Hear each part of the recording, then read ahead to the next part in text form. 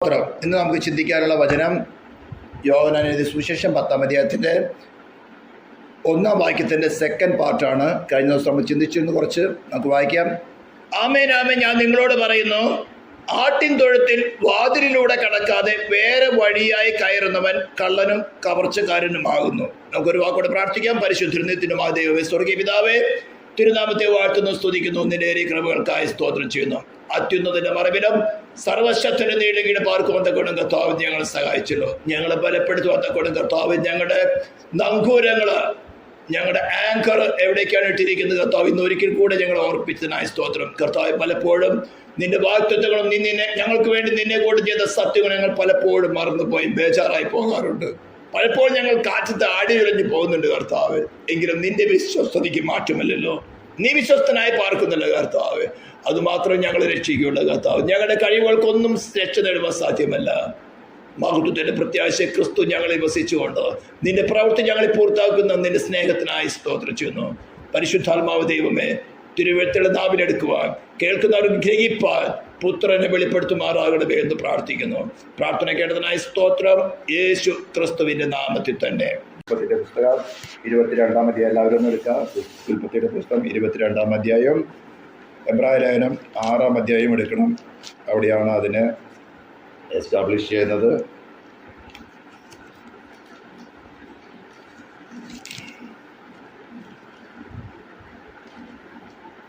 സ്തോത്രം. Genesis chapter 22-ന്റെ verse 16 തുടങ്ങി 50 അടക്കം വായിക്കാം. യഹോവയുടെ ദൂതൻ രണ്ടാമതും ആകാശത്ത് നിന്ന് അബ്രാഹാമിനോട് വിളിച്ചരുളി ചെയ്തത്, നീ ഈ കാര്യം ചെയ്ത് നിന്റെ ഏകജാതനായ മകനെ തരുവാൻ മടിക്കായക കൊണ്ട് ഞാൻ നിന്നെ ഐശ്വര്യമായി അനുഗ്രഹിക്കും. നിന്റെ സന്തതിയെ ആകാശത്തിലെ നക്ഷത്രങ്ങൾ പോലെയും കടൽക്കരയിലെ മണൽ പോലെയും അത്യന്തം വർദ്ധിപ്പിക്കും. നിന്റെ സന്തതി ശത്രുക്കളുടെ പട്ടണങ്ങളെ കൈവശമാക്കും. നീ എൻ്റെ വാക്കനുസരിച്ചതുകൊണ്ട് നിന്റെ സന്തതി മുഖാന്തരം ഭൂമിയിലുള്ള സകല ജാതികളും അനുഗ്രഹിക്കപ്പെടുമെന്ന് ഞാൻ എന്നെ കൊണ്ട് തന്നെ സത്യം ചെയ്തിരിക്കുന്നു എന്ന് യഹോവ അരുളി ചെയ്യുന്നു. ഹല്ലേലൂയ. ഹീബ്രു ചാപ്റ്റർ 6 എടുക്കുകയാണെങ്കിൽ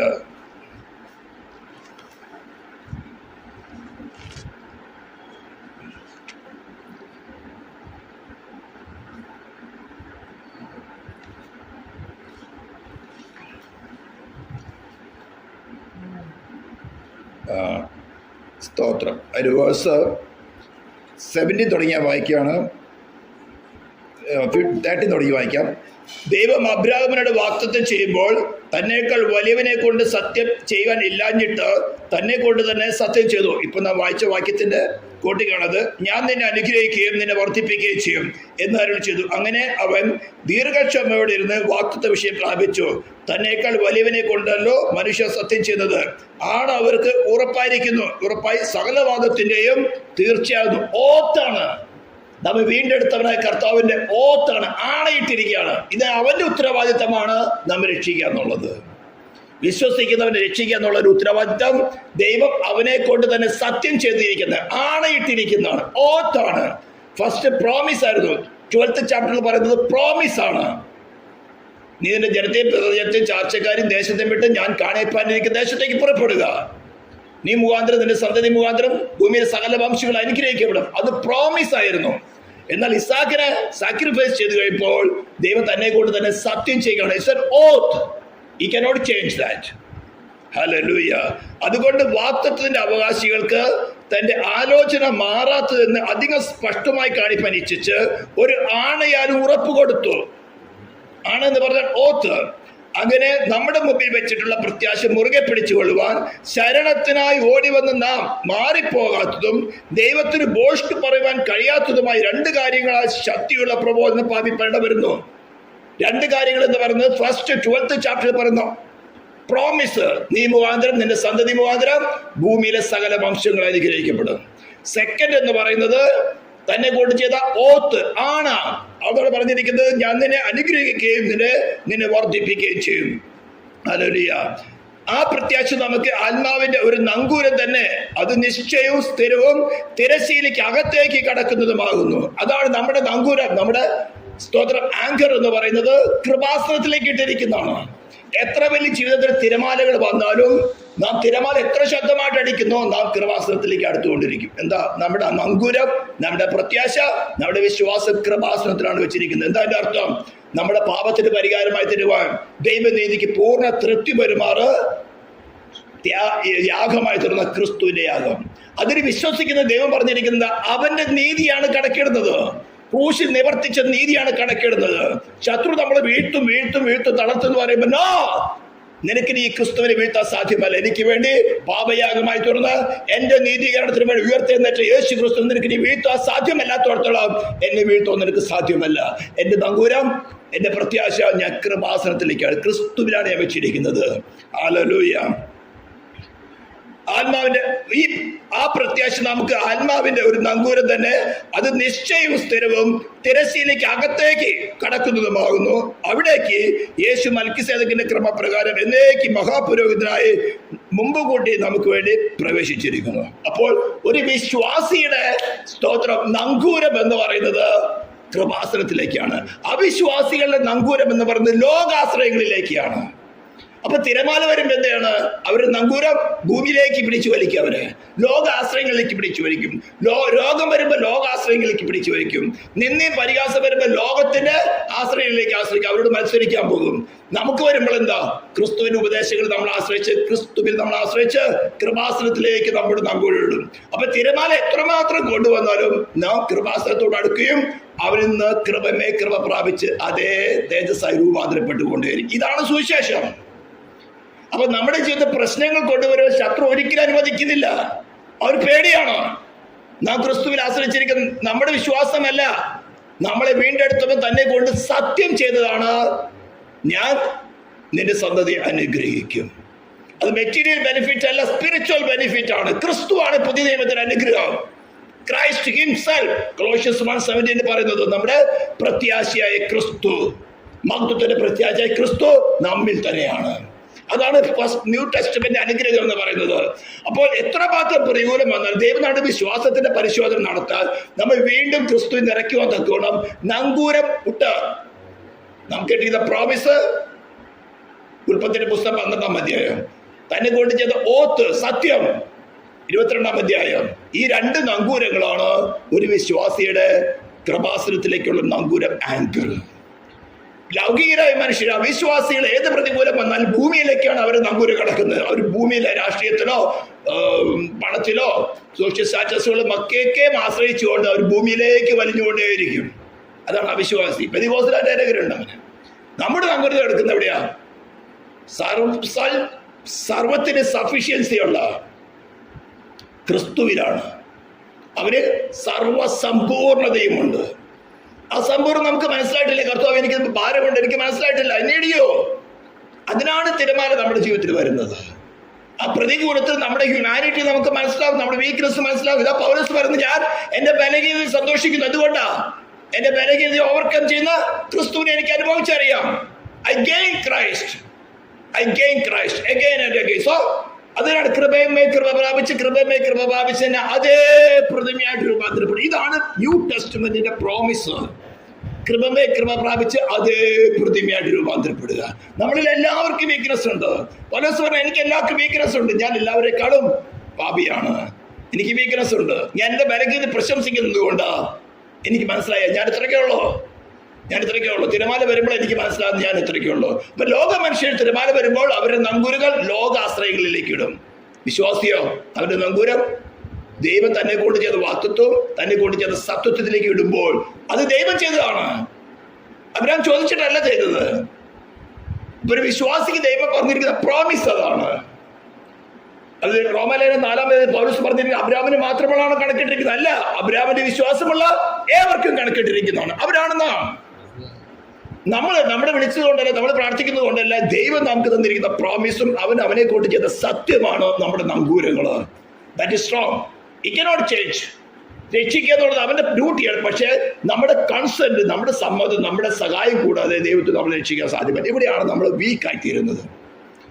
നമ്മുടെ കൺസെന്റ് എങ്ങനെയാണ് കൊടുക്കുന്നത്? വെറുതെ പറഞ്ഞപ്പോൾ നമ്മുടെ വീക്ക്നെസ് മനസ്സിലാകുമ്പോൾ കർത്താവ് എനിക്ക് മനസ്സിലാവും, ഞാൻ ഇത്രയൊക്കെ ഉള്ളൂ, എനിക്ക് ശത്രുവിനെ എതിർത്ത് നിൽക്കാൻ പറ്റുന്നില്ല, എൻ്റെ ടെസ്റ്റിൽ എനിക്ക് ഓവർകം ചെയ്യാൻ പറ്റുന്നില്ല. I need you because you overcome already. He went through this same way. You know the practical experience what we are suffering now. You experienced it personally. അങ്ങനെയാണ് അവൻ മഹാപുരോഹിതനായത്. അങ്ങനെയാണ് അവൻ ക്യാപ്റ്റൻ ഓഫ് സാൽവേഷൻ, രക്ഷാ നായകനായി തീർന്നത്. അതുകൊണ്ട് നമുക്ക് എപ്പോഴും ആശ്രയിക്കാം. നങ്കൂരം എപ്പോഴും പൊട്ടുകയില്ല. ഭൂമിയിലേക്കുള്ള ആശ്രയങ്ങൾ നങ്കൂരം നല്ല തിരമാല വരുമ്പോൾ ചിലപ്പോൾ എന്തായി സ്ലൈഡായി പോകും, ചിലപ്പോൾ പൊട്ടിപ്പോകും, കപ്പൽ പിന്നെ കാറ്റത്താടി അടഞ്ഞു. അങ്ങനെയാണ് അനേക വിശ്വാസികൾ ലോകത്തിൽ ആശ്രയിക്കുന്നവർ എന്താ കാറ്റത്താടി അല്ല ഞാറ്റ് വിളിഞ്ഞ് എവിടെയൊക്കെ പോയി ഇടിച്ചു പോകുന്നത്. ഹല്ലേലൂയ. പൗലോസ് ഈശാന മൂല അടിച്ചപ്പോൾ അവന് നങ്കൂരം എവിടെയായിരുന്നു? കൃപാസനത്തേക്കുണ്ടായിരുന്നു. മുഴുവൻ തകർന്നു പോയി. കപ്പലിൽ അവൻ്റെ കൂടെ 276 പേരുണ്ട്. അവരെല്ലാം കൊലപാതകന്മാരും കള്ളന്മാരുമാണ്. പൗലോസ് മാത്രമേ അതിനകത്ത് നീതിമാനായ ഒരുവനുള്ളൂ. അവരെ ഓർത്ത് എന്താ പറഞ്ഞിരിക്കുന്നത്? ഈ ജനത്തെ ഞാൻ മുഴുവൻ നിന്റെ കയ്യിലിരിക്കുന്നു, ഒരുത്തിനൊന്നും സംഭവിക്കില്ല. ആരാ? എല്ലാം കൊലപാതകന്മാരാ.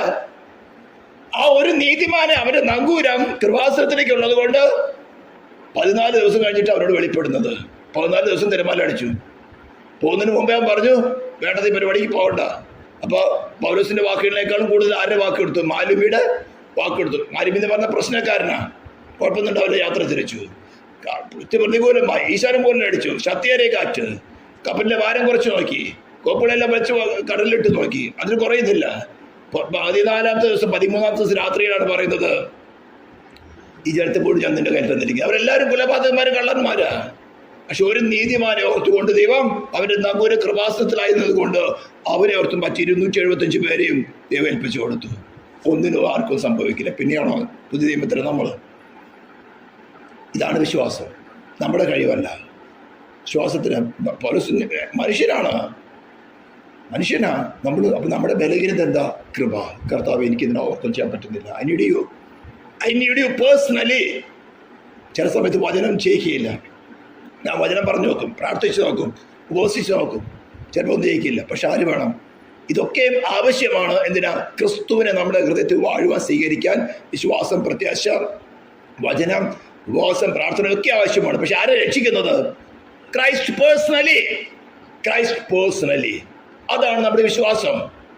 അത് വരുവോളം നമ്മുടെ എല്ലാ പ്രയത്നങ്ങളും നമുക്ക് അഫലമായിട്ട് തോന്നും. ബട്ട് അതെല്ലാം നമുക്ക് ആവശ്യമാണ്. ഇപ്പൊ വിശ്വാസമല്ല രക്ഷിക്കുന്നത്. വിശ്വാസത്തിൽ ആരെ രക്ഷിക്കുന്നത്? ക്രൈസ്റ്റ്. ഇത് നല്ലവണ്ണം ഉറക്കണം. വിശ്വാസത്തിൽ ക്രിസ്തുവാണ് നമ്മൾ. ആട്ടിൻ തൊഴുത്തിൽ എന്ന് പറഞ്ഞിരിക്കുന്നത്. സ്തോത്രം. കഴിഞ്ഞ ദിവസം നാം ചിന്തിച്ചു എന്താണ് ആട്, എങ്ങനെയാണ് ദൈവത്തിന്റെ ആടായി തീർന്നത്. അൾട്ടിമേറ്റായിട്ട് നമുക്ക് മനസ്സിലായി തീർന്നു. വീണ്ടും ജനനം പ്രാപിച്ച് അവനെ കൈക്കൊണ്ട് അവന്റെ നാമത്തിൽ വിശ്വസിക്കുന്ന ഏവർക്കും ദൈവം മക്കളുടെ അധികാരം കൊടുത്തു. അവർ രക്തത്തിൽ നിന്നല്ല, ജഡത്തിന്റെ ഇഷ്ടത്താലുമല്ല, പുരുഷന്റെ ഇഷ്ടത്താലുമല്ല, ദൈവത്തിൽ നിന്ന് അത്രയും ജനിച്ചത്. അതെങ്ങനെയാണ് നടക്കുന്നതെന്ന് നാം ലേഖനങ്ങളിൽ കൂടെ മനസ്സിലാക്കി. സത്യത്തിന്റെ വചനത്താൽ നിങ്ങൾ ജനിപ്പിച്ചിരിക്കുന്നു. കെടുന്ന ബീജത്താലല്ല, കെടാത്തതും ജീവനുള്ളതും നിലനിൽക്കുന്നതുമായ ദൈവവചനത്തെ തന്നെ ജനിപ്പിച്ചിരിക്കുന്നു. ആ ദൈവവചനം എന്ന് ആരാണ്? എന്താണ്? വസ്തുവാണോ അല്ലെങ്കിൽ ഒരു പേഴ്സൺ ആണോ? നമ്മൾ മനസ്സിലാക്കി. ആദ്യം ഒരു വചനമുണ്ടായിരുന്നു. വചനം ദൈവത്തോടു കൂടിയായിരുന്നു. വചനം ദൈവമായിരുന്നു. അവൻ എന്നാണ് ഉപയോഗിച്ചിരിക്കുന്നത്. ദാറ്റ് മീൻസ് അതൊരു വസ്തുവല്ല, ഒരു വാക്കല്ല. It's a person. അവൻ ആദ്യം ദൈവത്തോടു കൂടിയായിരുന്നു. വെളിപ്പാട് പുസ്തകം 10-ാം അധ്യായത്തിന്റെ 11 വാക്യങ്ങളിൽ കർത്താവ് അർമ്മഗദ യുദ്ധത്തിൽ വരുന്ന സമയത്ത് അവിടെ പറഞ്ഞിരിക്കുന്നത് അവന് ദൈവവചനം എന്ന് പേര് പറയുന്നു. അപ്പോൾ ആദ്യം വചനം ഉണ്ടായിരുന്നത് പറയുമ്പോൾ ഈ ക്രിസ്തുവിനെ കുറിച്ച് തന്നെയാണ് പറഞ്ഞിരിക്കുന്നത്. നമുക്ക് മനസ്സിലാക്കാം. അപ്പോൾ ജനനം നടക്കുന്നത് എങ്ങനെയാണ്? വചന ഹൃദയത്തിൽ വരുന്ന മാത്രമല്ല, വചന ക്രിസ്തുവിനെ തന്നെ നമ്മുടെ ഹൃദയത്തിൽ കൈക്കൊണ്ട്. എങ്ങനെ കൈക്കൊള്ളണം?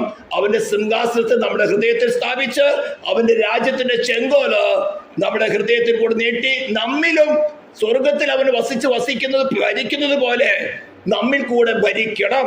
എവിടെ? സ്വർഗത്തിലും ഭൂമിയിലുള്ള സകലത്തിനെയും ഭരിക്കണം. ഇതാണ് വിശ്വാസി. പുതിയ നിയമസഭയിലെ കർത്താവ് ഉയർത്തെഴുന്നേറ്റവനെ കർത്താവ് യോഹന്നാൻ വെളിപ്പെടുമ്പോൾ എന്താ പറഞ്ഞിരിക്കുന്നത്? 7 നിലവിളക്കുകളെ വലം കൈപ്പിടിച്ചവനായിട്ട് എന്ന് പറഞ്ഞാൽ 7 കാലഘട്ടത്തിലെ സഭയിലെയും ശുശ്രൂഷന്മാരെ തന്റെ വലം കൈപ്പിടിച്ചവനായിട്ട്, 7 നിലവിളക്കുകളുടെ നടുവിൽ ഉലാവുന്നവനായിട്ട് എന്ന് പറഞ്ഞാൽ സഭയുടെ ഏത് കാലഘട്ടത്തിലും ഉയർത്തെഴുന്നേറ്റവനായി ക്രിസ്തു. നിലയെങ്കിൽ ധരിച്ചവനായി എന്ന് പറഞ്ഞാൽ പാപമില്ലാത്തവനായി, മാറത്ത് പൊൻകച്ച കെട്ടിയവനായി, ആരെയും ന്യായം വിധിക്കുന്നവനായി, സ്വർഗത്തിലും ഭൂമിയുള്ള എന്തിനേയും ന്യായം വിധിക്കുന്നവനായി, ഉലയിൽ ചുട്ടുപണിപ്പിച്ച വെള്ളോട്ടിന് സദൃശ്യമുള്ള കാലുള്ളവനായിട്ട് പറഞ്ഞ കട്ടതയുടെ തീച്ചൂളയിൽ കൂടെ കടന്നു പോയിട്ട് ഉലയിൽ ചുട്ടുപണിപ്പിച്ച വെള്ളോട്ടിന് സദൃശ്യമായ കാലുള്ള എന്ന് പറഞ്ഞ ദുഷ്ടശക്തിയുടെ മേൽ കാല് വെച്ച് അവ ദഹിച്ചു പോകണം. സ്തോത്രം, സ്തോത്രം, സ്തോത്രം. അപ്പോൾ ചർച്ചിനകത്ത് വെളിപ്പെടുന്നവൻ ക്രിസ്തു. നിലയങ്കി ധരിച്ചവൻ എന്ന് പറഞ്ഞാൽ ചർച്ചിനകത്ത് വരുന്ന അവന്റെ ശരീരത്തിൽ ഓരോ അവയവങ്ങളായിരിക്കുന്നവർ എങ്ങനെയായിരിക്കണം? നിലയങ്കി ധരിച്ചവരായി എന്ന് പറഞ്ഞാൽ പാപത്തിന് അല്പം പോലും സ്പോട്ട് കാണാൻ പാടില്ല. അതിനുവേണ്ടി നമുക്ക് എന്താണ്? നമ്മുടെ നീതീകരണം നമ്മുടെ പ്രവൃത്തിയല്ല, ക്രൂശിൽ നിവർത്തിച്ച നീതീകരണമാണ് വിശ്വസിക്കുന്നവർക്ക് വേണ്ടി ദൈവം കണക്കിടുന്നത്. ഞാൻ എപ്പോഴും പറഞ്ഞു പോകാറുണ്ടെങ്കിലും റോമാലേഖനം 3-ാം അധ്യായത്തിന്റെ 23-ാം വാക്യം എടുത്ത് റോമാലേഖനം ഞാൻ എപ്പോഴും പറഞ്ഞു പോകാറുണ്ട്, പക്ഷെ വായിക്കാറില്ല അധികം. കാരണം നമ്മളെല്ലാം ബൈഹാർട്ട് പഠിച്ചിട്ടുള്ള വാക്യങ്ങളാണ്. റോമാലേഖനം ചാപ്റ്റർ 3 വേഴ്സ് 25. വിശ്വസിക്കുന്നവർക്ക് അവൻ തന്റെ രക്തം മൂലം പ്രായശ്ചിത്തമാകുവാൻ ദൈവം അവനെ പരസ്യമായി നിർത്തിയിരിക്കുന്നു. ദൈവം തന്റെ പൊറുമയിൽ മുൻ കഴിഞ്ഞ പാപങ്ങളെ ശിക്ഷിക്കാതെ വിടുക നിമിത്തം തന്റെ നീതിയെ പ്രദർശിപ്പാൻ താൻ നീതിമാനും യേശുവിൽ വിശ്വസിക്കുന്നവനെ നീതീകരിക്കുന്നവനുമാകേണ്ടതിന് ഈ കാലത്ത് തന്റെ നീതിയെ പ്രദർശിപ്പിക്കാൻ തന്നെ അങ്ങനെ ചെയ്തു എന്ന് പറഞ്ഞാൽ യേശുവിൽ വിശ്വസിക്കുന്നവന് കണക്കിടുന്ന നീതി ക്രൂശിൽ നിവർത്തിച്ച നീതിയാണ്. നമ്മുടെ പാപം ക്ഷമിച്ചു കിട്ടുന്ന എങ്ങനെയാ? ക്രിസ്തുവിനെ മറയപ്പെട്ട് അവൻ ഒരു കാലത്തും പാപം ചെയ്യാതിരിക്കുന്നത് പോലെ ക്രിസ്തുവിൽ ആശ്രയിക്കുന്ന ഒരു വ്യക്തിയെ സ്വർഗീയ ഭരണകൂടെ കണക്കെടുത്തത് ഒരു കാലത്തും പാപം ചെയ്യാത്തവരായിട്ടാണ്. നമ്മുടെ മാനുഷ്യ ബുദ്ധിക്ക് നിരക്കില്ല. അതെങ്ങനെ നടക്കുന്നത്? നാം പാപം ചെയ്തവരല്ലയോ? എങ്ങനെ കണക്കിടുന്നത്? പക്ഷെ നമ്മയല്ല കണക്കിടുന്നത് ദൈവം, നമ്മെ മറച്ചിരിക്കുന്ന കൃപാസനത്തെയാണ് കണക്കിടുന്നത്. സ്തോത്രം. ഇതെപ്പോൾ ശത്രു നമ്മൾ എന്തെല്ലാം വാദവിവാദങ്ങൾ എന്തെല്ലാം തീയപ്പോൾ കൊണ്ടുവിട്ടാലും പറയണം, എന്റെ നീതി പ്രവൃത്തിയല്ല, ക്രൂശിൽ എനിക്ക് പകരമായി നിവർത്തിച്ച ദൈവനീതിയാണ് ദൈവം എനിക്ക് കണക്കിടുന്നത്. ഞാൻ ക്രിസ്തുവിൽ ആശ്രയിച്ചിരിക്കുന്നു. റോമാലേഖനം 3:25-26 വാക്യങ്ങൾ എപ്പോഴും മനസ്സിലിരിക്കണം. ശത്രു നമ്മളെ കെടുത്തിക്കളയുക, വീഴ്ത്തിക്കളയുക, പല പല തീയപ്പോൾ അയച്ചു നോക്കും. വിശ്വാസം കെടുത്തിക്കളയുക. നീ വീണിരിക്കുകയാണ്, നീ അങ്ങനെയാണ് ഇങ്ങനെയാണ്, പല പല കള്ളമേ അവന് പറയാൻ സാധിക്കുകയുള്ളൂ. സ്തോത്രം. അപ്പൊ നമ്മുടെ എന്താണ്? ഞാൻ ക്രിസ്തുവിൽ ആശ്രയിച്ചിട്ടുണ്ടെങ്കിൽ ദൈവം എനിക്ക് കണക്കിടുന്നത് എന്റെ നീതി പ്രവൃത്തിയല്ല, എനിക്ക് പകരമായിട്ട് ക്രൂശ് നിവർത്തിച്ച നീതിയാണ്. ദൈവനീതിക്ക് പൂർണ്ണ തൃപ്തി വരുമാറ് അവന്റെ സാക്രിഫൈസ്, എനിക്ക് പകരമായിട്ടുള്ള അവന്റെ സാക്രിഫൈസ് വാല്യൂഡ് ആണെന്ന്, ഫുൾ സഫീഷ്യന്റ് ആണെന്ന് അവനെ മരിച്ചവരിൽ നിന്ന് ഉയർത്തെഴുന്നേൽപ്പിച്ചുകൊണ്ട് ദൈവം അത് സ്ഥാപിച്ചെടുത്തിരിക്കുന്നു. റോമാലേഖനം 1:5 വാക്യം. ജഡം സംബന്ധിച്ച് ദാവീദിന്റെ സന്തതിയായി ജനിക്കുകയും മരിച്ചിട്ട് ഉയർത്തെഴുന്നേൽക്കിയാൽ ദൈവം വിശുദ്ധിയുടെ ആത്മാവ് സംബന്ധിച്ച് ദൈവപുത്രൻ എന്ന ശക്തിയോട് നിർണയിക്കപ്പെട്ടിരിക്കുന്നു. ഇനി അവനെ മാറ്റാൻ ഓരോരുത്തരും സാധ്യമല്ല. അപ്പൊ നമുക്ക് കണക്കിടുന്നത് നമ്മുടെ നീതി പ്രവൃത്തിയല്ല, ക്രിസ്തുവിന്റെ നീതി പ്രവൃത്തി എന്ന് പറഞ്ഞാൽ നമുക്ക് പിന്നെ നീതി പ്രവർത്തിക്കേണ്ടതല്ല. അതാണ് പോൾ 6-ാം ലേഖനം റോമിൽ പറയുന്നത്. അങ്ങനെ കൃപ വർദ്ധിക്കേണ്ടതിന് പാപം ചെയ്തുകൊണ്ടിരിക്കുന്നോ ഒരു നാളും വരുത്. അപ്പൊ ക്രിസ്തു നമ്മളിൽ വസിച്ചുകൊണ്ട് നമ്മെ പാപം ചെയ്യാതെ സൂക്ഷിക്കുന്നത് ആരാണ്? ക്രിസ്തുവാണ്.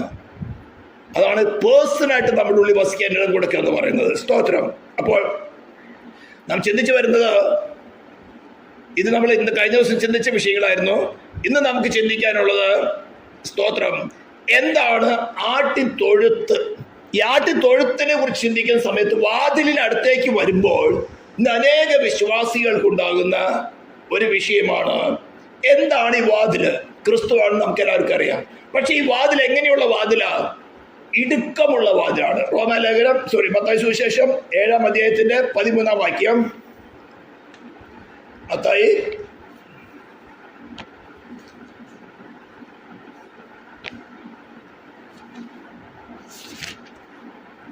7:13. ഇടുക്കുവാതിലൂടെ അകത്ത് കടപ്പിൻ, നാശത്തിലേക്ക് പോകുന്ന വാതിൽ വീതിയുള്ളതും വഴി വിശാലമായതും അതിൽ കൂടെ കടക്കുന്നവർ അനേകരുമാകുന്നു. ജീവനിലേക്ക് പോകുന്ന വാതിൽ ഇടുക്കവും വഴി ഞെരുക്കവുമുള്ളത്, അത് കണ്ടെത്തുന്നവർ ചുരുക്കം അത്രേ. അപ്പോൾ ക്രിസ്തു എന്ന വാതില് വിശാലമായ വാതിലല്ല, നമ്മുടെ ഹൃദയത്തിന്റെ അഭിലാഷങ്ങളെല്ലാം സാധിപ്പിച്ചു തരുന്ന വാതിലല്ല, കംപ്രസ്ഡ് സ്ട്രൈറ്റ് ഗേറ്റ് എന്നാണ് പറഞ്ഞിരിക്കുന്നത്. കംപ്രസ് ചെയ്ത് പ്രഷർ കൊണ്ട് നമ്മൾ കംപ്രസ് ചെയ്ത് ഞെരുക്കുന്ന വാതിലാണ്. ഈ ഞെരുക്കമുള്ളതിൽ കൂടെയാണ് ഈ ഇടുക്ക് വാതിലൂടെ കടക്കാൻ സാധിക്കുകയുള്ളൂ. എന്നെ ചീർപ്പിച്ച് എൻ്റെ ഹൃദയത്തിന്റെ, എൻ്റെ പ്രാണനിലുള്ള ഇച്ഛകളെയും എൻ്റെ സെൽഫിന്റെ ഗ്രാറ്റിഫിക്കേഷനൊക്കെ വർദ്ധിപ്പിച്ച് എന്നെ ചീർപ്പിച്ച് വിശാല വഴിയിൽ കൂടെ നടത്തുന്നതല്ല ക്രിസ്തു. അപ്പൊ ഇടുക്കമുള്ള വാതിലിന്റെ അടുത്തേക്ക് വരുമ്പോൾ നമുക്ക് എന്തൊക്കെയാ സംഭവിക്കുന്നതിലാണ് അനേക വിശ്വാസികൾ ഇന്നും മാറി നിൽക്കുന്നത്. ഞാൻ ഈ ക്ലാസ് ചിന്തിക്കുന്ന സമയത്ത് ദൈവത്തിന്റെ ആത്മാവ് എൻ്റെ അടുത്ത് പറഞ്ഞത്, ഈ പിൽഗ്രിംസ് പ്രോഗ്രസ്സിൽ ക്രിസ്ത്യൻ എങ്ങനെയാണ് മൂവ് ചെയ്യുന്നതെന്നുള്ള കാര്യം ഇടുക്കുക അതിൻ്റെ അടുത്തേക്ക് വരുമ്പോൾ അവരെന്തെല്ലാമാണ് സംഭവിക്കുന്നതെന്ന് ഓർപ്പിച്ചു കൊടുക്കുക. നമ്മളെല്ലാവരും കണ്ടിട്ടുള്ളതാണ്. പക്ഷെ പല സമയത്തും നമ്മളെന്താ മറന്നു പോകും. ആ ക്രിസ്ത്യന്റെ മൂവി നമ്മളെല്ലാവർക്കും അറിയുന്നതാണ് അല്ലേ. അവന് മാത്രമേ അവന്റെ നാട്ടിൽ എന്ത് കിട്ടിയുള്ളൂ? വരുവാനുള്ള ന്യായവിധി കുറിച്ചുള്ള വെളിപ്പാട് കിട്ടിയുള്ളൂ. അതിന് പുറത്തുനിന്ന് ഇരിക്കുന്നത് പാപഭാരം ഇരിക്കുകയാണ്. അവന് മനസ്സിലായി പാപഭാരം ഇരിക്കുന്നിടത്തോളം ഞാൻ ഈ ന്യായവിധി വന്ന് ചെന്നപ്പെടും. എനിക്കും എൻ്റെ കുടുംബത്തിന്റെ രക്ഷയ്ക്ക് വേണ്ടി ഞാൻ പ്രവർത്തിച്ചു നോക്കുള്ളൂ. പക്ഷെ അവന്റെ വൈഫിന് അവന്റെ പിള്ളേർക്കാർക്ക് മനസ്സിലായില്ല. ജോൺ ബിരിയാന് 17th സെഞ്ച്വറിയില് അവന് ജയിലിൽ കിടക്കുമ്പോൾ 8 വർഷം ജയിലിൽ കിടക്കുമ്പോൾ ദൈവം കൊടുത്തൊരു വിഷനാണത്, പിൽഗ്രിംസ് പ്രോഗ്രസ്.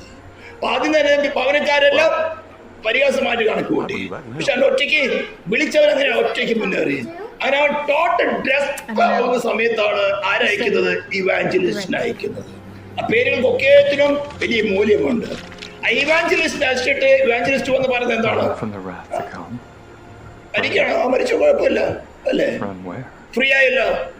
കുത്തിപ്പിടിച്ച് നിർബന്ധിക്കല്ല ചെയ്തത്. അവന്റെ ഹൃദയത്തെ ഒരുക്കി, പരിശുദ്ധാത്മാവിന്റെ ഹൃദയത്തെ ഒരുക്കി കഴിഞ്ഞാൽ അവന് മനസ്സിലായി ജഡ്ജ്മെന്റ് വരാൻ പോകുന്നുണ്ട്. പക്ഷെ നീ പാപഭാരം ഒഴിയാത്തോടത്തോളം എനിക്ക് സാൽവേഷൻ ഇല്ല. ഇവാഞ്ചലിസ്റ്റ് അവന് മനസ്സിലാവും, പറയണ ഈ പാപഭാരം ഇരിക്കാത്തോളം ഞാൻ മരിച്ച് നരകത്തിലേക്ക് പോകുള്ളൂ. ഇവാഞ്ചലിസ്റ്റ് വഴി കാണിച്ചു കൊടുക്കണം. Can you see a door there? ദൂരെ ഒരു ഡോർ കടപ്പോ അവർ കുറേശ്ശെ മനസ്സിലായി. അപ്പൊ പറഞ്ഞു ഒരു വഴിയില്ലേ, ആ ലക്ഷ്യം വെച്ച് ഓടിക്കോ, ഡോണ്ട് ടേൺ ബാക്ക്. അവൻ ഓടുന്ന സമയത്ത് ആരൊക്കെ ഒബ്സെഷൻ വന്നത്? ഒന്ന് അവന്റെ വൈഫ് ഒബ്സെഷൻ വന്നു. അതാണ് കർത്താവ് പറഞ്ഞത്, ഒരുവൻ എന്നെ അനുഗമിപ്പിനെ ഇച്ഛിച്ചാൽ തന്നെ താനെ ത്യജിക്കുക, നാളോട് ക്രൂശെടുക്കുക. എന്നെ കളതിയുമായിട്ട് അപ്പനെ അമ്മയെ ഭാര്യ കുഞ്ഞുങ്ങൾ തന്നെ തന്നെ സ്നേഹിക്കുന്നവന് എന്റെ ശിഷ്യനാത്മ കഴിയില്ല. അപ്പോൾ നാം ലക്ഷ്യത്തിലേക്ക് വിളി കെട്ടിക്കഴിഞ്ഞാൽ പലപ്പോഴും നമുക്ക് ഒബ്സെഷൻസ് വരും അല്ലേ. അവന് നൈബേഴ്സ് ഒബ്സെഷൻ വന്നു, അവന് ഒബ്സ്റ്റിനേറ്റ് ഒബ്സെഷൻ വന്നു, അതിന് പലരും ഒബ്സെഷൻ വന്നു കഴിഞ്ഞു. പക്ഷെ അവനെന്തായി? ലക്ഷ്യത്തിൽ മാറിയില്ല. പക്ഷെ ഇടയ്ക്ക് വെച്ച് അവന് വേവിച്ച് നോക്കി, പക്ഷെ മാറിയില്ല. പിന്നെ അവിടെ പോയി എവിടെ വന്നു? ചേച്ചി വീഴാൻ ഇടയായി തീർന്നു. പ്ലായബിള വന്നു അവന്റെ കൂടെ, അവൻ പിന്തിരിഞ്ഞു പോയി, അവൻ രക്ഷിച്ചില്ല. ചേച്ചി വീട് കിടന്ന് അവർ കഴുത്തോളം മുങ്ങുന്ന സമയത്താണ് ആര് വരുന്നത്? ഹെൽപ്പർ വരുന്നത്. ഹെൽപ്പർ ആരാ? ഹോളി സ്പിരിറ്റ്, നല്ല കാര്യസ്ഥ. അവർ അങ്ങനെ മയ്യം വിളിക്കുന്ന സമയത്ത് വരുന്നത്. ഇതൊക്കെ നമ്മുടെ ജീവിതത്തിൽ പ്രാക്ടിക്കൽ നടക്കുകയാണ്. അപ്പൊ നമുക്ക് 17th സെഞ്ച്വറിയിലെ ഒരു ദേവദാസനെ കൊണ്ടുപോയി 8 വർഷം ജയിലിലിട്ട് ഇത് നമുക്ക് വരുവാനുള്ള കാര്യം നേരത്തെ അറിയിച്ച ഒരു പുസ്തകത്തിലും എഴുതി വെച്ച് തന്നിരിക്കുമ്പോൾ നമ്മൾ എത്രമാത്രം അവർ സ്നേഹിക്കുന്നുണ്ട് അല്ലെ. നമുക്ക് ഓവർകം ചെയ്യാൻ പറ്റാത്ത ഒരു കാര്യം തന്റെ ഒരു ദേവദാസനെ, വിശ്വസ്തനായ ഒരു ദേവദാസനെ 8 വർഷം കൊണ്ടുപോയി ജയിലിലിട്ട്, അത് മക്കളുടെ സമയത്ത്. എന്നിട്ട് അവരൊരു വിഷം കൊടുത്തത് എഴുതി വെച്ച് തന്നിരിക്കുക. എന്നിട്ട് പോലും നമുക്ക് പലപ്പോഴും വിശ്വസിക്കാൻ പറ്റുന്നില്ല. അങ്ങനെ ഹെൽപ്പർ അവനെ കാണിച്ചു കൊടുത്തു, അവനെ വഴി കാണിച്ചു കൊടുത്തു. പിന്നെ വരുന്ന ആരാ? വേൾഡില് ഒന്ന് പറയാണ്, ഇതാ പറഞ്ഞു ഈ വചനക്ക് വായിച്ചോണ്ടല്ലേ നിനക്ക് പാപഭാരം തോന്നിയത്, ഇതൊക്കെ അടച്ചു വെച്ചോ, ഞാൻ നിനക്ക് ഈസി ആയിട്ട് പറഞ്ഞു തരാം.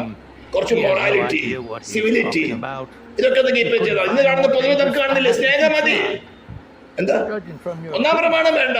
നിന്റെ ദൈവമായ യഹോവയെ പൂർണ്ണ ഹൃദയത്തോട്, പൂർണ്ണ മനസ്സോട്, പൂർണ്ണ ആത്മാ, പൂർണ്ണ ശക്തിയോടും കൂടെ സ്നേഹിക്കുകയും സേവിക്കുകയും ചെയ്യുക. ഇത് ചെയ്താൽ 2ാം പ്രമാണം ഓട്ടോമാറ്റിക് വരും. ഞാൻ എല്ലാ മെസ്സേജിലും പറയാറുണ്ട്. ഇത് 1ആം പ്രമാണമില്ലാതെ സാത്താന് വലിയ തന്ത്രമാണ്. എക്യുമെനിക്കൽ പ്രസ്ഥാനത്തിൽ കൂടെ സ്നേഹം മതി, എല്ലാവരും കൂടെ ഒന്നാക്കി ചേർക്കാം. ഇതിന്റെ പരിപാടി ഇപ്പൊ നടന്നുകൊണ്ടിരിക്കുന്നത്. ഇസ്രായേൽ മാത്രം കുറച്ച് എതിർത്തോളം നിൽക്കുന്നു. വിശ്വാസികൾ പോലും പകുതിയിലും അധികാരത്ത് വീട് പോയി കഴിയാണ്. അവരവിടെ പോയിട്ട് പിന്നെ എന്താ ഉള്ളത്? കട്ടത വർദ്ധിച്ചോ കൂടിയോ കുറഞ്ഞോ? അവന്റെ കട്ടത കൂടിക്കൊണ്ടായിരുന്നു. പിന്നെയും ഇവാഞ്ചലിസ്റ്റ് അവിടെ കടന്നു വന്നു. നീ എന്താ ഇവിടെ കിടന്ന് അലക്കുന്നേ? എന്താ പറ്റിയേ? അതിനിങ്ങനെ തന്നെ സംഭവിച്ചു. അപ്പൊ പറഞ്ഞു കൊടുത്ത ഈ മൊറാലിറ്റി എന്ന് പറയുന്നത്, സിവിലിറ്റി എന്താ? ഈ വേൾഡ്ലി വൈസിന്റെ ലക്ഷ്യം നിന്നെ ക്രിസ്തുവിനെ അകറ്റിക്കൊണ്ട് നശിപ്പിക്കുക എന്നുള്ളതാണ്. അപ്പൊ ലോകത്തിന്റെ ജ്ഞാനമല്ല ഇന്ന് ക്രിസ്തീയ ഗോളത്തില് പല പല PhD നമ്മൾ കഴിഞ്ഞ ദിവസം കണ്ടിരുന്നു. ഒരു ലോകത്തിന്റെ ജ്ഞാനം എന്താ? സ്നാനത്തിന് ആഭരണം തടസ്സമല്ല, കർത്തൃമേശി ആഭരണം തടസ്സമല്ല, വിവാഹത്തിന് ആഭരണം തടസ്സമല്ല. എന്തായി നെറാന്നിയിൽ പാവപ്പെട്ട കുടുംബത്തിൽ ജനിച്ച ഒരു അപ്പച്ചൻ അവിടെ പോയി റെവറൻഡും PhD ഒക്കെ കിട്ടി കഴിഞ്ഞപ്പോൾ ഉപദേശത്തെ അങ്ങ് മാറ്റി. ധാരാളം പണമുണ്ട്, ഉപദേശം മാറ്റി. ആര് പോയി? പോയത് രക്ഷ നഷ്ടപ്പെട്ടു. ഇതെല്ലാം ലോകത്തിന്റെ, ഇതാണ് വേൾഡ്ലി വൈസ് എന്ന് പറയുന്നത്. എന്താ വർദ്ധിച്ചു വന്നേ? കട്ടത വർദ്ധിച്ചു വന്ന് തലമുറകൾ നാശത്തിലായി. അപ്പൊ തലമുറകളുടെ സംരക്ഷണത്തിന് വേണ്ടി ഉപദേശത്തെ അങ്ങ് മാറ്റി. ഇതല്ല വഴി. അവരോട് പറഞ്ഞു എന്താ, നേരെ തിരിച്ചെവിടെ വിട്ടു? ട്രാക്കിലേക്ക് വിട്ടു. ട്രാക്കിലേക്ക് വിട്ടവൻ ഇടക്കുമുള്ള വാതിലിന്റെ അടുത്തേക്ക് അടുക്കുമ്പോഴാണ് ആര് കാണുന്നത്? സേറ്റൻ നോക്കുന്നത്, ആരെ ഷൂട്ട് ചെയ്യാൻ തുടങ്ങി. ഇതേപോലെ നമുക്ക് എല്ലാവർക്കും ഒരു പ്രാവശ്യമല്ല, ആദ്യ രക്ഷയുടെ ഭാഗത്തേക്ക് വരുമ്പോഴല്ല, ഓരോ റിലേഷനിലും ക്രിസ്തുമായിട്ട് അടുക്കുമ്പോൾ നമുക്ക് ഈ ആരോ ഷൂട്ടിംഗ് ഉണ്ട്, ദിനംപ്രതിയുണ്ട്. പക്ഷെ ഏതെങ്കിലും ആരോഗ്യ ഇതുകൊണ്ടോ? ഒരു മറ്റും കൊണ്ടില്ല. ആര് വാതിൽ നല്ല വേണ്ട വാതിൽ മുട്ടുമ്പോഴാണ് ആര് തുറക്കുന്നത്? ഗുഡ് വില്ല് വാതിൽ തുറന്ന് കൊടുക്കുന്നത്. ആരാ ഗുഡ് വില്ല്? പരിശുദ്ധാത്മാവ് ദൈവം. പരിശുദ്ധാത്മാവ് നമ്മൾ നടത്തും. അപ്പോൾ ഇതെല്ലാം നമുക്ക് വേണ്ടി കർത്താവ് നേരത്തെ ഒരുക്കിയിരിക്കുന്ന കാര്യങ്ങളാണ്. അപ്പൊ ഇടുക്കമുള്ള ഈ വാതിലിന്റെ അടുത്തേക്ക് നടക്കണേ നമ്മളെ കംപ്രസ് ചെയ്ത് ചുരുക്കണം. ഇതാണ് യഥാർത്ഥ ക്രിസ്തീയ ജീവിതം. അതെങ്ങനെയാണ് ചുരുക്കുന്നത്? നമ്മുടെ വീട്ടിൽ പ്രശ്നങ്ങൾ ഉണ്ടാകുക, ശത്രുവിനെ നമ്മളെ ആക്രമിക്കാൻ ദൈവം അനുവദിക്കും, തീരുമാനങ്ങൾ വർദ്ധിപ്പിക്കും, പല പല രോഗങ്ങളുടെ വിഷയം ഉണ്ടാവും, പല സാമ്പത്തിക ബുദ്ധിമുട്ടുണ്ടാവും. ഇവിടെ എല്ലാം തന്നെ നമ്മൾ ആരെ ആശ്രയിക്കണം? എന്റെ തമ്പുരാൻ കൃപാസനത്തിലേക്ക് ഞാൻ ഇട്ടിരിക്കുന്നത്. എനിക്ക് കണക്കിടുന്ന നീതി എന്റെ നീതി പ്രവൃത്തിയല്ല. ക്രൂശിൽ എനിക്ക് വേണ്ടി എന്നെ സ്നേഹിച്ച ലോകസ്ഥാപനത്തിന് മുമ്പേ അറുക്കപ്പെട്ട കുഞ്ഞാടായിട്ട് തന്റെ പുത്രനെ നൽകിയ പിതാവിന്റെ സ്നേഹമാണ് എന്നിലേക്ക് ഇട്ടിരിക്കുന്നത്. ഇത് മാറ്റാൻ ഒരിക്കലും സാധ്യമല്ല. സാധാരണ നിനക്ക് നീ ക്രൂശില എനിക്ക് വേണ്ടി യാഗമായി തുറന്ന് മരിച്ചെടുക്കപ്പെട്ട ഉയർത്തിയതിന്റെ ക്രിസ്തുവിനെ നിനക്ക് വീഴ്ത്താൻ സാധിക്കുമോ? നിനക്ക് വീഴ്ത്താൻ സാധ്യമല്ല. എങ്കിൽ എനിക്ക് വേണ്ടി കണക്കിട്ട് നീതിയെ മാറ്റാൻ നിനക്ക് സാധ്യമല്ല. ഇതാണ് നമ്മുടെ പ്രത്യാശ, ഇതാണ് നമ്മുടെ നഗരം. ഉറയ്ക്കണം. അങ്ങനെ അവൻ ഇടുക്കും അതിൻ്റെ അടുത്തു. അവിടെ തീർന്നോ? ഇനി യാത്ര കിടക്കുകയാണ്. അപ്പോൾ വാതിൽ എന്ന് പറയുന്ന ആരാ? ക്രിസ്തു തന്നെയാണ്. ക്രിസ്തു എങ്ങനെയുള്ള വാതിലാ? ഇടുക്കമുള്ള വാതിലാ. കംപ്രസ് ചെയ്ത് ഒരു വിശ്വാസിയെ കംപ്രസ് ചെയ്ത് ചുരുക്കി കൊണ്ടുവന്ന് ഇടുക്കുവാതിൽ കൂടെ കടത്തുന്നതാണ് യഥാർത്ഥ ക്രിസ്തു. മറ്റത് ചീർപ്പിച്ച് പ്രാണനുള്ള ആഗ്രഹങ്ങൾക്ക് പറ്റിയ ഉപദേശങ്ങൾ നിന്നെ അനുഗ്രഹിക്കുന്നതിന്റെ വാലെല്ലാം തലയാക്കും. നീ എന്താ കഴിഞ്ഞ ദിവസം കുറെ മെസ്സേജ് കണ്ടിരുന്നു, നീ ഡോളർ കണ്ടിട്ടില്ല, നിന്റെ പിതാക്കന്മാർ ഡോളർ കണ്ടിട്ടില്ല, ഇനി നിന്റെ വീട്ടിൽ യൂറോയും ഡോളറും നിറയാൻ പോവുകയാണ്. ഇതെല്ലാം പ്രാണനുള്ള ഇച്ഛകളെ ചീർപ്പിച്ച് വലുതാക്കി വിശാല വഴിയിൽ കൂടെ നടത്തുകയാണ്. അപ്പൊ ഇടുക്കമുള്ള വാതിൽ, ഇവിടെ ആട്ടിൻ തൊഴുത്തിന് വാതിൽ എന്ന് പറയുന്നത് എങ്ങനത്തെ വാതിലാ? ഇടുക്കമുള്ള വാതിലാണ്. ഇടുക്കമുള്ള വാതിൽ കൂടെ കടക്കുന്നവനെയാണ് വാതിൽ കാവൽക്കാരൻ തുറന്നു കൊടുക്കുന്നത്. ഇന്ന് അനേക ഉപദേശികളുണ്ട് വാതിലായിട്ട് പറഞ്ഞിരിക്കുന്നത്, ഇടയന്മാരായിട്ട് പറഞ്ഞിരിക്കുന്നത്. അവര് പ്രസംഗിക്കുന്നത് ഇടുക്കമുള്ള ക്രിസ്തുവിനെയാണോ? ഇടുക്കമുള്ള വാതിലാണെങ്കിൽ അവരെ കൂടെ ആരുണ്ട്? ദൈവമുണ്ട്, ത്രിത്വമുണ്ട്. അവർക്ക് വേണ്ടി വാതിൽക്കാരുകാരൻ ആടുകളുടെ വാതിൽ തുറന്നു കൊടുക്കും. അവരോട് ദൈവവചനം പ്രസംഗിക്കും. ഉയർത്തെഴുന്നേറ്റവരെ ക്രിസ്തുവിനെ പ്രസംഗിക്കും. ക്രിസ്തു ക്രൂശിൽ നിവർത്തിച്ച് നീതിയെ പ്രവർത്തിക്കും. യഥാർത്ഥ യാഗപീഠം എന്താണെന്ന് വെളിപ്പെടുത്തി കൊടുക്കും. യഥാർത്ഥ ക്രൂശിന്റെ സ്നേഹം എന്താണെന്ന് വെളിപ്പെടുത്തി കൊടുക്കും. എങ്ങനെ ക്രിസ്തുവിൽ കൂടെ നമുക്ക് യാത്ര ചെയ്യാൻ സാധിക്കും, എങ്ങനെയാണ് ഇടുക്കമുള്ള വാതിലേക്ക് കടക്കാൻ സാധിക്കുന്നത് എന്ന് പ്രസംഗിക്കും. വിശാല വാതിൽക്കാരോ അവരെ ഇടയന്മാരായിട്ട് അവരാണ് ചാടി വരുന്നവര്, വേറെ വഴിയായി കയറുന്നവരെന്നാ പറഞ്ഞിരിക്കുന്നത്. ദൈവകൃപ നമുക്ക് അടുത്ത ശ്രദ്ധിക്കണം. സ്തോത്രം. വേറെ വഴിയെ കയറുന്നവൻ എന്താ കവർച്ച ചെയ്യുന്നുള്ളത്? സ്തോത്രം. അപ്പോൾ ക്രൂശിക്കപ്പെട്ട ക്രിസ്തുവിനെ പ്രസംഗിക്കാന്ന് പറഞ്ഞ ഇടുക്കമുള്ള വാതിൽ. ഞാൻ പറയാണ് വീണ്ടും നമ്മളെ കംപ്രസ് ചെയ്ത് സ്ട്രൈറ്റ് ഡോർ എന്ന് പറഞ്ഞിരിക്കുന്നത്. ഇടുക്കമുള്ള നമ്മൾ ഞെരുക്കി കംപ്രസ് ചെയ്ത് നമ്മളൊന്നുമല്ല നിന്നെ കൂടാതെ എനിക്കിത് കടക്കാൻ സാധ്യമല്ല. പക്ഷെ ആര് കൂടെ ഉണ്ട്? നമ്മൾ കംപ്രസ് ചെയ്യുമ്പോഴൊക്കെ തന്നെ നമുക്ക് മുമ്പ് ഇതേ വാതിൽ കൂടെ കടന്നുപോയ, ഇതേ വഴിയിൽ കൂടെ കടന്നുപോയ മഹാപുരോഹിതൻ, രക്ഷാനായകൻ. അതാ പറഞ്ഞിരിക്കുന്നത്, അനേക പുത്രന്മാരെ തേജസ്സിലേക്ക് നടത്തുമ്പോൾ എന്തിനാ നടത്തുന്നത്? കട്ടമനുഭവിപ്പരല്ല. നമുക്ക് ആ വാക്യം കൂടി വായിക്കാം. ഹീബ്രൂ ചാപ്റ്റർ 1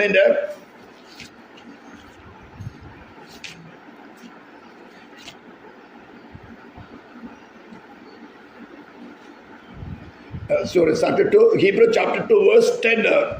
സകലത്തിനില്ലാക്കും സകലത്തിന് കാരണബോധനമായവൻ അനേക പുത്രന്മാരെ തേജസ്സിലേക്ക് നടത്തുമ്പോൾ, അനേക പുത്രന്മാരെ എങ്ങനെ? കട്ടതയിലേക്കല്ല നടത്തുന്നത്, ദാരിദ്ര്യത്തിലേക്കല്ല നടത്തുന്നത്. ഇതിൽ കൂടെ എന്താ നമുക്ക് കിട്ടാൻ പോകുന്നത്? തേജസ്സിലേക്ക്. തേജസ്സിന്റെ സ്റ്റോർ എവിടെയാണ്? മഹത്വത്തിന്റെ സ്റ്റോർ എവിടെയാണ്? കൃപയുടെ സ്റ്റോർ എവിടെയാണ്? അവന്റെ നിറവിൽ നിന്നല്ലോ കൃപമേ കൃപ പ്രാപിച്ച. നിറവിൽ അവന് മാത്രമേ ഉള്ളൂ. മറിയയിൽ നിറവില്ല, പുണ്യാളന്മാര് നിറവില്ല, അള്ളയിൽ നിറവില്ല, ഭോഗവതിൽ നിറവില്ല, ഹൈന്ദവ ദേവകളിൽ നിറവില്ല. നിറവ് ഒരുവരിൽ മാത്രമേ ഉള്ളൂ. അതെങ്ങനെ പ്രാപിച്ച നിറവ്? തീയിൽ ഉലയിൽ ചുട്ടുപഴിപ്പിച്ച വെള്ളോട്ടിന് സദൃശ്യമായ കാല് എന്ന് പറഞ്ഞാൽ കട്ടതയുടെ തീച്ചൂളിൽ കൂടെ കടന്നുപോയി. ഹല്ലേലൂയ. അങ്ങനെയാണ് അവന്റെ കാല് ഉലയിൽ ചുട്ടുപഴിപ്പിച്ച വെള്ളോട്ട് സദൃശ്യമായത്. അപ്പോൾ പുതിയ നിയമസഭയിലായിരിക്കുന്ന ഓരോ വിശ്വാസിയുടെ കാല് എങ്ങനെയാവണം? ഉലയിൽ ചുട്ടുപഴിപ്പിച്ച വെള്ളോട്ട് സദൃശ്യമാകണം. ഉലയിൽ ചുട്ടുപഴിപ്പിക്കുക പറഞ്ഞാൽ എന്താ? കഠിനമായ ശോധനകളിൽ കൂടെ. ഒരു വാക്യം കൂടി വായിച്ച് നമുക്ക് തീർക്കാം. ഐസയ പ്രവചനം 48 ഐസയ 48 ഞാൻ എപ്പോഴും പറയാറുള്ളതാണ്. 48 9 ആണെന്ന് തോന്നുന്നു.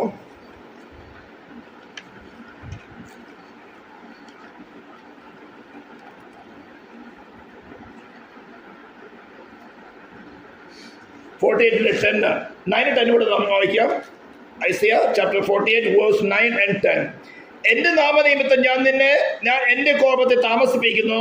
നിന്നെ സംഹരിക്കേണ്ടതിന് എന്റെ സ്തുതി നിമിത്തം ഞാൻ അടങ്ങിയിരിക്കുന്നു. ഇതാ ഞാൻ നിന്നെ ഊതി കഴിച്ച് വെള്ളി പോലെ അല്ല താനും. ഞാൻ നിന്നെ കട്ടതയുടെ ചൂളയിലാകുന്നു ശോധന കഴിച്ചത്. അത് ഇംഗ്ലീഷിലൊന്ന് വായിച്ചേ. വേഴ്സ് 10 മാത്രം. Not as silver, I have tested you in the furnace of affliction.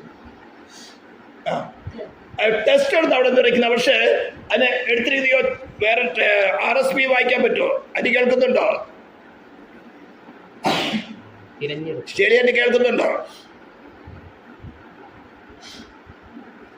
English RSV ട്രാൻസ്ലേഷനിൽ chosen എന്നാ പറഞ്ഞിരിക്കുന്നത്. ഞാൻ നിന്നെ തിരഞ്ഞെടുത്തിരിക്കുന്നത് കച്ചതിരെ തൂച്ചുകളല്ല. അപ്പോൾ വിളിക്കപ്പെട്ടവർ അനേകം, തിരഞ്ഞെടുക്കപ്പെട്ടവരോ ചുരുക്കമെന്ന് കർത്താവ് പറയാനുള്ള കാരണം എന്താ? നമ്മളെ ഈ കംപ്രസ് ചെയ്ത് ഇടുക്കുള്ള വാതിലേക്ക് അടുപ്പിക്കണമെങ്കിൽ കട്ടതയുടെ തീച്ചൂളിൽ കൂടെ കടന്നു വിടണം. ഈ കടന്നു വിടുന്ന സമയത്ത് ഇവരെ വിളിക്കപ്പെട്ടവർ തന്നെയാണ്.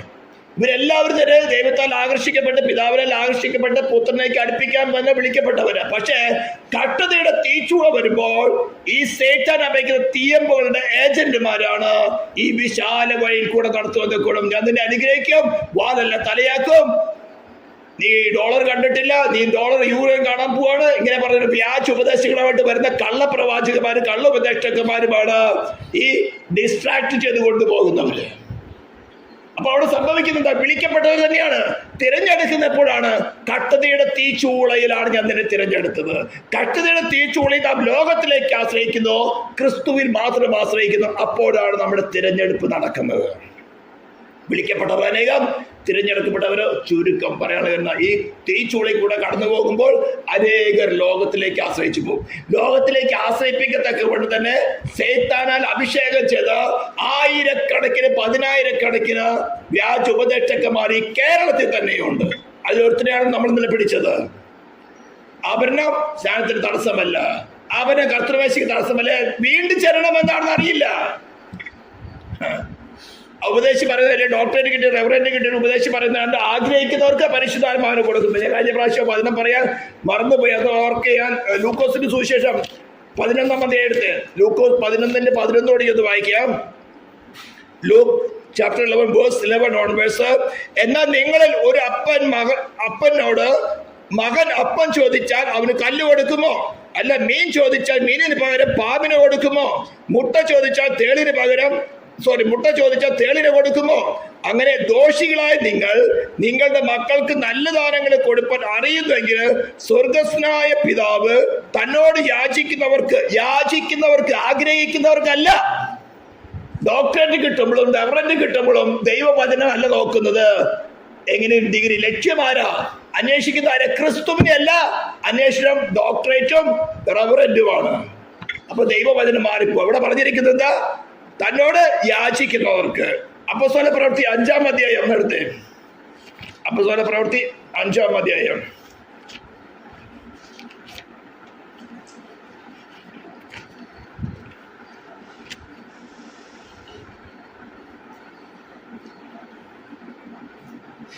ഒരു വേഴ്സ് 32. അപ്പോസ്തല പ്രവൃത്തി 5-ാം അധ്യായത്തിന്റെ വാക്യം 32-ാം വാക്യം 31 കൂടെ ചേർന്ന് വായിക്കാം. ഇസ്രായേലിന് മാനസാന്തരവും പാപമോചനം നൽകുവാൻ ദൈവം അവനെ പ്രഭുവായും രക്ഷിതാവായും തന്നെ വലങ്കെ ഉയർത്തിയിരിക്കുന്നു. ഈ വസ്തുതയ്ക്കും ഞങ്ങളും ദൈവം തന്നെ അനുസരിക്കുന്നവർക്ക് നൽകിയ പരിശുദ്ധാത്മാവ് സാക്ഷികളാകുന്നു. അപ്പൊ പരിശുദ്ധാത്മാവ് കൊടുക്കുന്ന ആർക്കാ? ആഗ്രഹിക്കുന്നവർക്കല്ല, യാചിക്കുന്നവർക്കും തന്നെ അനുസരിക്കുന്നവർക്കും. അപ്പൊ കത്തോലിക്കലും ആർത്തോബയിലും ഓർത്തഡോക്സിലും മുസ്ലിമിലും സർദാർജിമാരിലും പറയുന്ന അന്യഭാഷ ആരുടെ അന്യഭാഷയാ? സൈറ്റാൻ കൊടുക്കുന്ന അന്യഭാഷയാണ്. റെവറന്റ് കിട്ടിയ ഡോക്ടറേറ്റ് കിട്ടിയ ഉദ്ദേശിക്കാതെ മനസ്സിലായില്ല. റാന്നില് ദരിദ്ര കുടുംബത്തിൽ കിടന്നിരുന്നെങ്കിൽ സൺഡേ സ്കൂളിൽ പഠിച്ച വചനങ്ങളാണ് ഇതൊക്കെ മറന്നു പോകില്ലായിരുന്നു. ഇതാണ് വിശാല വഴിയിലേക്ക്, ഇടുക്കുമുള്ള വാതിലേക്ക് ദൈവത്താൽ വിളിക്കപ്പെട്ട് ക്രിസ്തുവിലേക്ക് അടുപ്പിക്കുമ്പോൾ, പിതാവ് ആകർഷിച്ച പരിശുദ്ധമായിട്ട് പ്രവർത്തിയിലേക്ക് അടുപ്പിക്കുമ്പോൾ എങ്ങനെ കടത്തിവിടുന്നത്? തീച്ചൂളയിൽ കൂടിയാണ് കടത്തിവിടുന്നത്. ഞാൻ നിന്നെ കഷ്ടതയുടെ തീച്ചൂളയിലാണ് തിരഞ്ഞെടുത്തിരിക്കുന്നത്. ആ തിരഞ്ഞെടുക്കുന്ന സമയത്താണ് സൈത്താൻ ഇതുപോലെ ഏജന്റുമാരെ അയക്കുന്നത്. വിശാല വഴി. നിനക്ക് സ്നാനത്തിന് ആഭരണം തടസ്സമല്ല, കർത്തൃമേശയ്ക്ക് തടസ്സമല്ല, വിവാഹത്തിന് തടസ്സമല്ല. താൻ ആഗ്രഹിക്കുന്നവർക്കൊക്കെ അളവ് കൂടാതെ പരിശുദ്ധാത്മാവിന് കൊടുക്കുന്നവരെ. കത്തോലിക്കിൽ അന്യഭാഷയുണ്ട്, കരിസ്മാറ്റിക് ഉണ്ട്, ഓർത്തഡോക്സിലുണ്ട്, യാക്കോബയിലുണ്ട്. അവിടെയൊക്കെ കൊടുക്കുന്നത് പരിശുദ്ധാത്മാവല്ല, കള്ളനായ സാത്താന്റെ ആത്മാവാണ്. ഇതുപോലെ തിരിച്ചറിയാൻ പറ്റുന്നില്ല. ഇതാണ് വിശാല. ഞാൻ ഉദാഹരണം നമുക്ക് അടുത്ത ദിവസങ്ങൾ നാം കേട്ടതായ ഒരു ഉദാഹരണം പറഞ്ഞതേ ഉള്ളൂ. ഇതേപോലെ അനേക കള്ളന്മാരുണ്ട്. ഇതിനൊക്കെയും മാറി നിന്നുകൊണ്ട് ഇടുക്കം വരട്ടെ കർത്താവേ, എൻ്റെ കൃപാസനത്തിലേക്ക് ഞാൻ എൻ്റെ നങ്കൂരാം കൃപാസനത്തിലേക്കാണ് ഇട്ടിരിക്കുന്നത്. അത് ഞാനല്ല, നീ തന്ന വാഗ്ദത്തവും നീ നിന്നെ കൊണ്ട് ചെയ്ത സത്യമാണ്. ഇത് മാറ്റുവാൻ ഒരു സൃഷ്ടിക്ക് സാധ്യമല്ല. കർത്താവിനെ സ്ഥിരപ്പെടുത്തിയാണ്ട് പ്രത്യാശയോടുകൂടെ പ്രാർത്ഥനയോടുകൂടെ നമുക്ക് മുന്നോട്ട് പോകാം. കർത്താവ് നമ്മളെ സഹായിക്കട്ടെ. നമുക്ക് പ്രാർത്ഥിക്കാം. പരിശുദ്ധനായ ദൈവമേ, സ്വർഗീയ പിതാവേ, ഈ തിരുവെഴുത്തുകൾ അത് ഞങ്ങളെ സഹായിച്ചല്ലോ. ഈ വചനം കേൾക്കുന്ന ഓരോ വ്യക്തികളെയും കർത്താവേ, നിന്റെ ആത്മാവിന് ഇടുക്കമുള്ള വഴിയെ കൂടെ നടത്തി, ഇടുക്കമുള്ള വാതിലേക്ക് കർത്താവെ കട്ടതയുടെ തീച്ചുള്ളി നടത്തുമ്പോൾ അവരുടെ കർത്താവെ നങ്കൂരങ്ങൾ കൃപാസനത്തേക്കാണെന്ന് മനസ്സിലാക്കി, നിന്റെ വാക്തത്വം നീ നിന്നെ കൊണ്ട് ചെയ്ത സത്യവും എന്ന് മനസ്സിലാക്കി അതിൽ ഉറച്ചു നിന്ന് തിരഞ്ഞെടുക്കപ്പെട്ടവരുടെ കൂട്ടത്തിലായി തിരുവനന്തപുരം കർത്താവ് സഹായിക്കുമാറാണെന്ന് പ്രാർത്ഥിക്കുന്നു. പ്രാർത്ഥന കേട്ടതിനായ സ്തോത്രം. യേശു ക്രിസ്തുവിന്റെ